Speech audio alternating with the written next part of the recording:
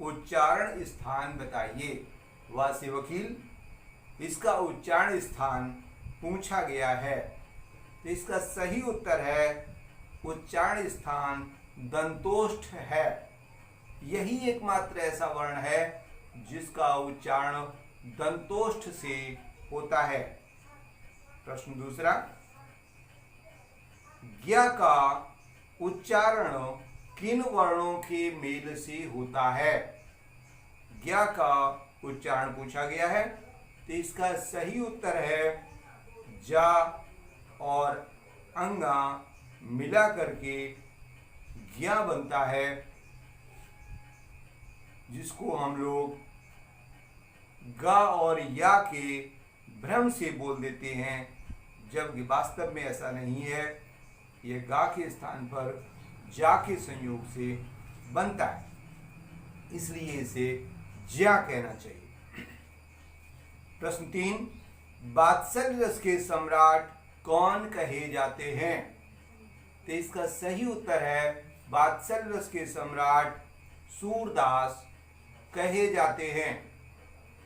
उन्होंने जो वात्सल्य की छटा अपने साहित्य में बिखेरी, उसको दूसरा कवि नहीं कह पाया।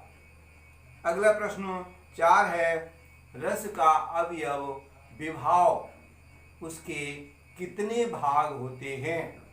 विभाव के अंग पूछे गए हैं, तो इसका सही उत्तर है विभाव के 2 अंग होते हैं, आलम्बन विभाव और उद्दीपन विभाव। आलम्बन विभाव के भी 2 अंग होते हैं, आश्रय और विषय। इस प्रकार अगला प्रश्न है, अठन्नी और पंसेरा इन शब्दों में समास बताइए। तो इसका सही उत्तर है अठन्नी और पंसेरा इन दोनों शब्दों में द्विगु समास है। और इसका समास विग्रह देखते हैं। अठन्नी का समास विग्रह होगा 8 आने का समूह, और पंसेरा का समास विग्रह होगा 5 शेरों का समूह। अगला प्रश्न 6 है, श्रीश शब्द का संधि विच्छेद कीजिए। इसका सही उत्तर है श्री प्लस ईस बराबर श्रीश। तो यहाँ पर दीर्घ स्वर संधि है। अगला प्रश्न 7, मझोला और खटोला जैसे शब्दों में प्रत्यय बताइए। मझोला और खटोला, तो यहाँ पर ओला प्रत्यय लगाया गया है, और प्रत्यय की विशेषता होती है कि यह किसी भी शब्द के अंत में जोड़ा जाता है, और यह तद्भव प्रत्यय माना गया है। प्रश्न 8 है, परलोक और परजीवी जैसे शब्दों में उपसर्ग बताइए। परलोक और परजीवी, तो इसका सही उत्तर है कि परलोक और परजीवी में पर उपसर्ग लगा है, जिसका अर्थ होता है दूसरा। अगला प्रश्न 9 है, मामा और जिजमान का तत्सम बताइए। तो इसका सही उत्तर है मामा का तत्सम मातुल होता है, और जिजमान का तत्सम यजमान होता है। अगला प्रश्न 10 है, हिंदी का प्रथम कवि किसे माना जाता है? इसका सही उत्तर है सरहपा हिंदी के प्रथम कवि माने जाते हैं, और दोहा कोश उनकी रचना है। दोहा कोश। तो इस तरह से अगला प्रश्न 11, अष्टछाप कवियों के नाम बताइए।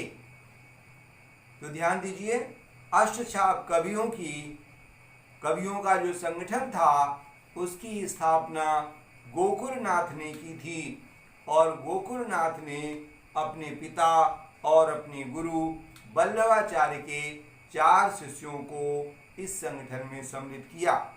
उनके नाम हैं कुंभन दास, सूरदास, परमानंद दास और कृष्णदास। और 5 अपने स्वयं के शिष्यों को शामिल किया, जिसमें थे गोविंद स्वामी, शीत स्वामी, नंददास और चतुर्भुज दास। इस प्रकार इन 8 कवियों का एक संगठन बनाया जिसे अष्टछाप कवि के नाम से जाना गया।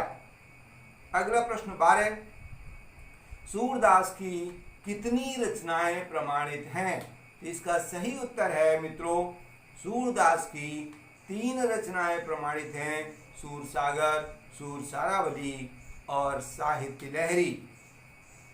अगला प्रश्न 13 है, रामचरितमानस में कितने कांड हैं, उनका क्रमिक उल्लेख कीजिए। ध्यान रहे कि जो कांड जिसके बाद आया है उसको उसी क्रम में आपको बताना है। तो सबसे पहला इसमें बालकांड है, दूसरा अयोध्या कांड है, तीसरा अरण्य कांड है, चौथा किष्किंधा कांड है, 5वां सुंदर कांड है, 6ठा लंका कांड और 7वां उत्तर कांड। इस प्रकार रामचरितमानस में 7 कांड हैं। अगला प्रश्न 14, हिंदी गद्य के जनक कौन माने जाते हैं? तो ध्यान दीजिए कि इसका सही उत्तर है भारतेंदु हरिश्चंद्र हिंदी गद्य के जनक माने जाते हैं।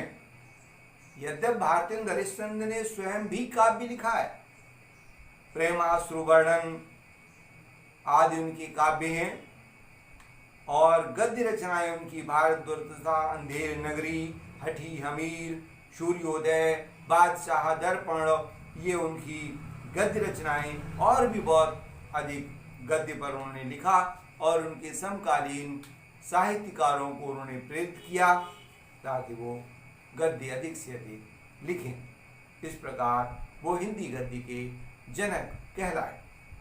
अगला प्रश्न 15, हिंदी के 4 उन्नायक कौन कहे जाते हैं? ये 4 उन्नायक हिंदी के स्तंभ, प्रारंभिक स्तंभ कहे जाते हैं, जिसमें इन चारों के नाम हैं लल्लूलाल, सदल मिश्र, इंसा अल्लाह खां और सदा सुखलाल। लल्लूलाल की रचना है प्रेम सागर, इसको उन्होंने 1800 में प्रकाशित किया था। सदल मिश्र की रचना है नासिकेतोपाख्यान, इसको भी सन 1800 में प्रकाशित किया गया। इंसा अल्लाह खां की रचना है रानी केतकी की कहानी, इसको भी सन 1800 में प्रकाशित किया गया। और सदा सुखलाल का सुख सागर है, जिसको सन 1818 में प्रकाशित किया गया। मित्रों, आज यहीं पर वीडियो समाप्त होता है। कल नए वीडियो के साथ फिर मिलेंगे। जय हिंद, जय भारत।